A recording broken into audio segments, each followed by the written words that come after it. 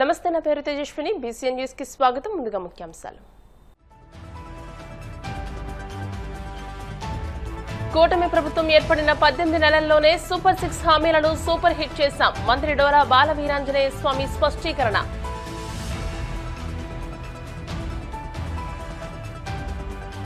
రాష్ట్రాన్ని చంద్రబాబు అప్పుల ఊబిలోకి నెట్టారన్న జగన్. వైసీపీ హయాంలో 5 ఏళ్లలో చేసిన అప్పుల కంటే చంద్రబాబు 2 ఏళ్లలో ఎక్కువ చేశారని ఆరోపణ.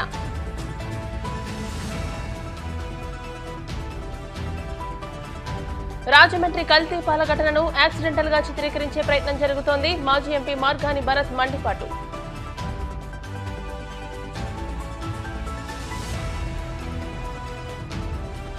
తిరుమల శ్రీవారిని దర్శించుకున్న సినీ నటుడు నిర్మాత బండ్ల గణేష్. ఆలయ మర్యాదలతో స్వాగతం పలికిన అధికారులు. జగన్ 5 ఏళ్ల పాలనలో 15% హామీలే అమలు చేసి అన్ని అమలు చేసినట్టు ఊదరగొడుతున్నారని మంత్రి డోలా బాల వీరాంజనేయ స్వామి విమర్శించారు. మంగళగిరిలోని టీడీపీ కేంద్ర కార్యాలయంలో ఆయన మీడియాతో మాట్లాడుతూ రాష్ట్రంలో కూటమి ప్రభుత్వం ఏర్పడిన 18 నెలల్లోనే సూపర్ 6 హామీల్లో 90% అమలు చేసి సూపర్ హిట్ చేశామని అన్నారు. ఎస్సీ వర్గీకరణకు ప్రభుత్వం కట్టుబడి ఉందని, బీసీ రిజర్వేషన్లపై ప్రత్యేక కమిషన్ ఏర్పాటు చేసి చర్యలు చేపట్టిందని తెలియజేశారు. పల్లెబాట ద్వారా గ్రామ సభలు నిర్వహిస్తూ సమస్యలు పరిష్కరిస్తూ మౌలిక సదుపాయాలు కల్పిస్తున్నామని అన్నారు. గ్రామీణ వ్యవస్థ బలోపేతానికి స్వర్ణ గ్రామాలు వార్డులను అభివృద్ధి చేస్తామని మంత్రి పేర్కొన్నారు. మా ఎన్డీఏ ప్రభుత్వం వచ్చిన తర్వాత ఏదైతే చెప్పినట్లుగా సంక్షేమాన్ని, అభివృద్ధిని పేద ప్రజలకి, రాష్ట్ర ప్రజలకి అందించే విధంగా చర్యలు తీసుకోవడం జరిగింది. గత ప్రభుత్వంలో సంక్షేమాన్ని కొద్ది మందికే కుదించారు, పూర్తి స్థాయిలో చేయలేదు. అలాంటి పరిస్థితుల్లో ఈరోజు ఎన్టీఆర్ భరోసా పెన్షన్ తీసుకుంటే ఎన్నికల ముందు నుంచే చెప్పిన రోజు నుంచే మనం ఈ సంక్షేమం ఇవ్వడం జరిగింది. 63 లక్షల మందికి ప్రతి నెల కూడా 2,700 కోట్ల రూపాయలు పైన ఎన్టీఆర్ భరోసా పెన్షన్లు ఇస్తున్నాం.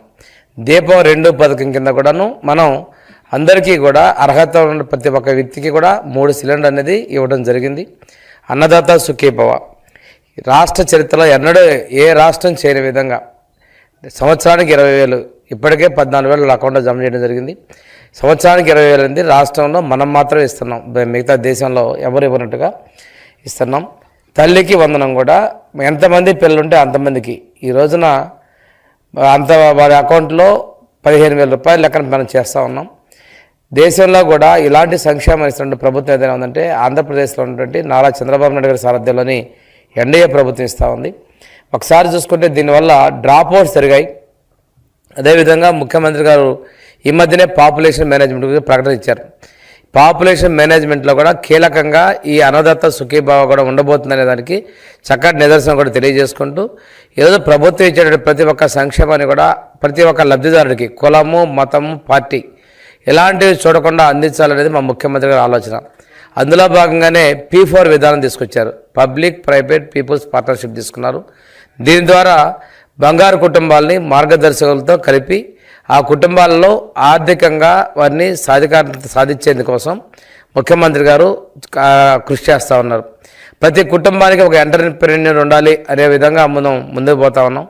అంతేకాకుండా ఈరోజు ప్రతి కుటుంబంలో కూడా అభివృద్ధి, ఆర్థికత ఉండాలనే లక్ష్యంతో ముందుకు పోతున్నారు.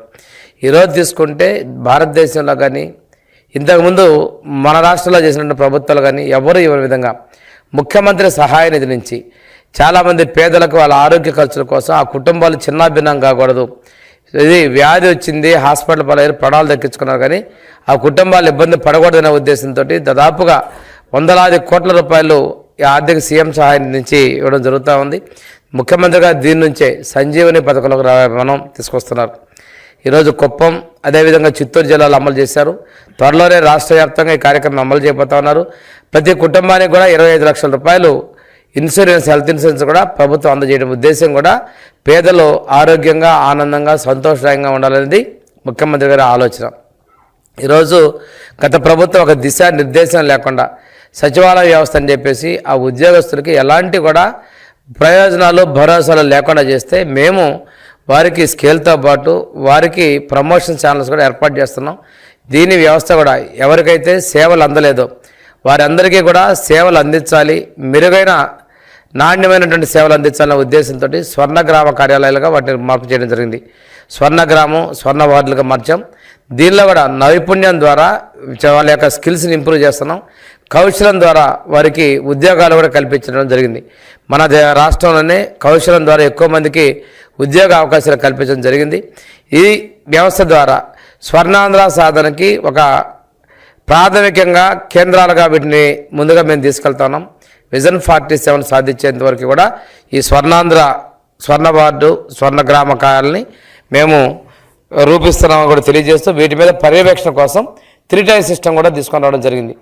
మండల స్వర్ణగ్రామ వార్డు అధికారిని, జిల్లా స్థాయిలో జిల్లా స్వర్ణగ్రామ వార్డు అధికారిని, అదేవిధంగా పట్టణాలకు వచ్చేసరికి అర్బన్ లోకల్ బాడీ స్వర్ణ వార్డు అధికారులు కూడా మనం నియామకం చేసుకోవటం, వారి కార్యాలయాలను కూడా స్ట్రెంగ్త్ చేసుకోవడం కూడా జరిగింది.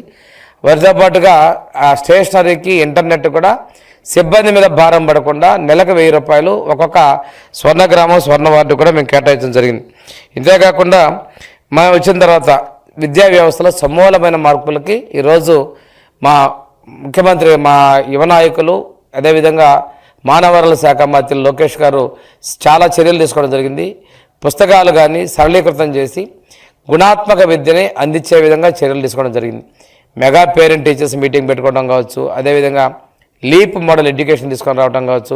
వీటన్నిటి ద్వారా భవిష్యత్తులో మన ఆంధ్రప్రదేశ్లో చదివే విద్యార్థులు ఉన్నత శిఖరాల్లో ఉండాలనేది తెలియజేస్తుంటే ఈరోజు సర్వశిక్ష వాళ్ళు ఆంధ్రప్రదేశ్ ఎడ్యుకేషన్ సిస్టమ్ బాగుంది అని సర్వశిక్ష చెందిన కేంద్ర స్థాయి అధికారులు అభినందించారంటే విద్యాశాఖ మంత్రుల యొక్క కృషిని, చొరవని కూడా మనం ఇక్కడ అభినందించుకోవాల్సిన అవసరం ఉంది.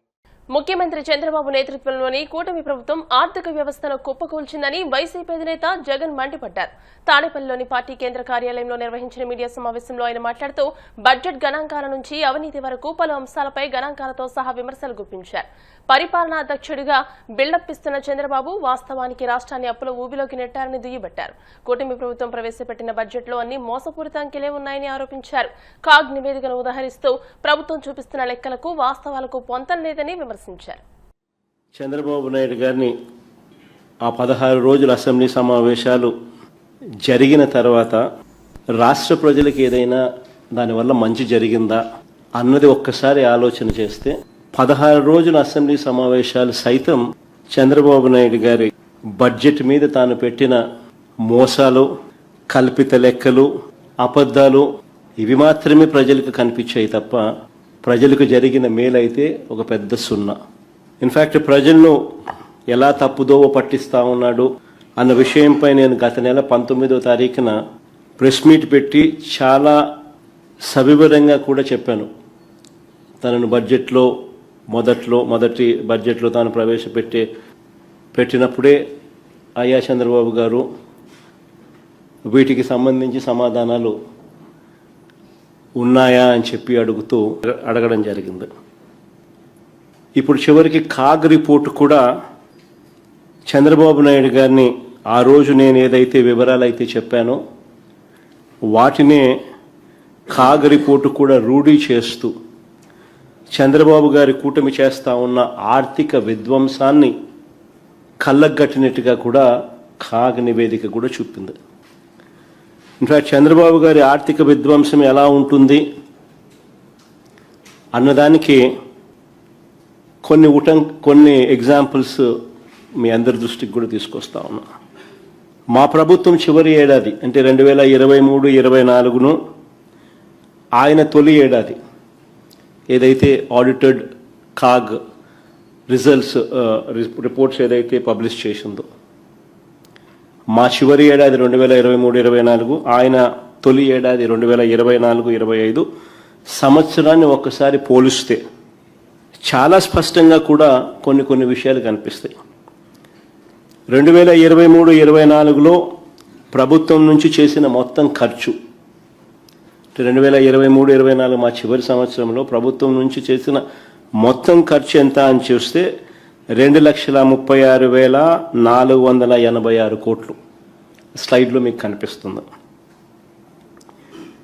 ఆ సంవత్సరం ప్రభుత్వానికి వచ్చిన రాబడులు అంటే అన్ని రకాల రాష్ట్రానికి సంబంధించిన రావాల్సిన వనరులు అంటే ఒక అప్పులు తప్ప అంటే రాష్ట్రానికి వచ్చే సొంత పన్నులు ఆదాయము, పన్నేతర ఆదాయాలు, డెవల్యూషన్స్, అంటే కేంద్ర ప్రభుత్వం మన వివిధ రాష్ట్రాలకు ఇచ్చే వాటా డెవల్యూషన్స్, గ్రాంట్ ఇన్ ఎయిడ్ అన్నీ కూడా కలుపుకుంటే, ఇవన్నీ కూడా కలుపుకుంటే 1,73,767 కోట్లు.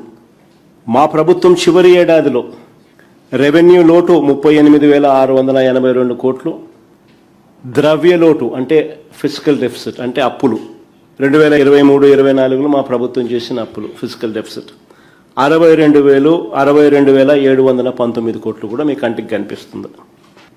ఒకసారి గమనించమని అడుగుతా ఉన్నా, ఈ రెవెన్యూ లోటు, ఈ ద్రవ్య లోటు, ఈ రెవెన్యూ లోటు, ఈ ద్రవ్య లోటు అంటే ఈ అప్పులు చంద్రబాబు గారి కూటమి అధికారంలోకి వచ్చిన తర్వాత ఎంత దారుణంగా పెరిగాయో ఒక్కసారి చూడండి. 2024-25లో రాష్ట్ర కన్సాలిడేటెడ్ ఫండ్ నుంచి చేసిన ఖర్చు, అంటే రాష్ట్ర ప్రభుత్వం చేసిన ఖర్చు 2,49,096 కోట్లు.